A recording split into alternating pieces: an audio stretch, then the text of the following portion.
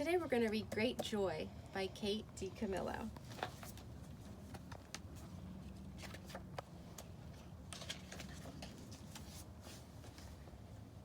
The week before Christmas, a monkey appeared on the corner of 5th and Vine.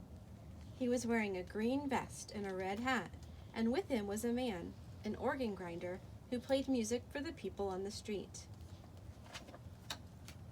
In the daytime, when the sun shone, the sequins on the monkey's vest glittered and flashed, and from the window of her apartment, Frances could see the tin cup he held out to people who walked by. Sometimes, if it was very quiet for just a minute, she could hear the music. It came across the crowded sidewalk and up through the windows, and even though the organ grinder and the monkey were just across the street, the songs sounded sad and far away, like the music from a dream. "Where do they go at night?" Frances asked. "Who?" said her mother. "The man and his monkey." "Oh, Frances," said her mother, "don't ask me questions that I can't answer. I'm sure they go somewhere. Everyone goes somewhere." "But where?" said Frances. "I have no idea," said her mother. "Turn around." Frances turned. Her mother pinned the bottom of her robe. "There," said her mother. "Now all I have to do is hem it, and you'll be ready. Have you memorized your line?" "Yes," said Frances. "Are you excited about the pageant?" "Yes," said Frances, and she turned away from her mother and looked out the window at the monkey. That night, Frances made herself stay awake. She hummed songs and said her multiplication tables. She named the capitals of each state: St. Paul, Tallahassee, Harrisburg, one after the other. Every time she felt as if she might fall asleep, she shook her head and pinched her arm and opened her eyes wide. Finally, at midnight, Frances got out of bed and crept down the hallway to the living room. She looked down into the street. She saw the organ grinder, but where was the monkey? Her heart thumped, and then she saw him, tucked inside the man's overcoat, his small red hat still on his head. "Look at me," Frances whispered.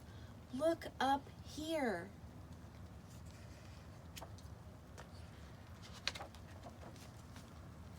It was the organ grinder who looked up. He took off his cap from his head and raised it to her. "They sleep on the street," Frances said the next morning, "even when it snows." "Oh, Frances," said her mother, "maybe they could come for dinner." "No, they can't come for dinner," said her mother. "Why not?" "They're strangers, that's why. Eat your breakfast, Frances. You've got a big day ahead of you." All that day it snowed, but by evening, in time for the pageant, the sky cleared. The snow was so deep that Frances had to wear her boots to walk to church. The organ grinder and the monkey were still on the corner. Frances ran up and put a nickel in the monkey's cup. "I'm going to be in the Christmas play tonight," she said. "I get to wear wings, and I have one line to say. Do you want to hear it?" "Frances," said her mother, "we're going to be late. Let's go." "You can come," Frances said, turning back.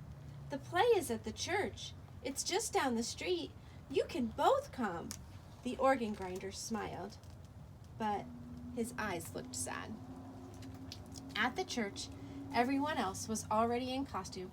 "Hurry," the choir director said, as he helped Frances put on her wings. The shepherds walked out first, and then the choir director pointed to Frances. "Now," he whispered. Frances stood very still.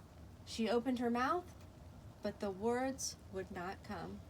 "Say it," whispered one of the shepherds. "Say it," hissed the angel, who did not have any lines of her own. The camel, which was really two people, swayed nervously back and forth. But Frances could not speak. All that she could think about was how cold it was outside and how sad the organ grinder's eyes were, even when he smiled. The world was quiet. Everyone waited. Then, at the back of the sanctuary, a door opened. Frances smiled. "Behold," she shouted, "I bring you tidings of great joy." And because the words felt so right, Frances said them again. Great joy. And wishing everyone in the Pious community great joy this Christmas season. The end.